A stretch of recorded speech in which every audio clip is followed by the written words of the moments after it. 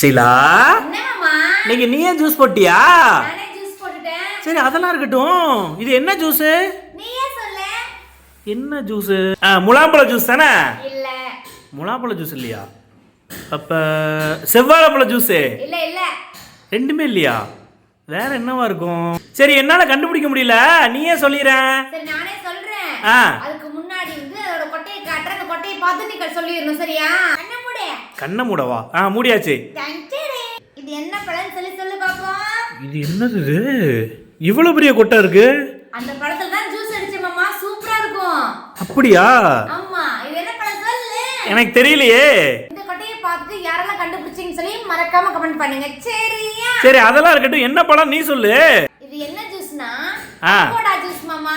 Avocado ஜூஸா? செமையா இருக்கும். நான் கேள்வி மட்டும் தான் பட்டிருக்கேன், இப்பதான் பாக்குறேன். வெண்ணிலா ஐஸ்கிரீம் போல இருக்கும். அப்படியா? ஆமா.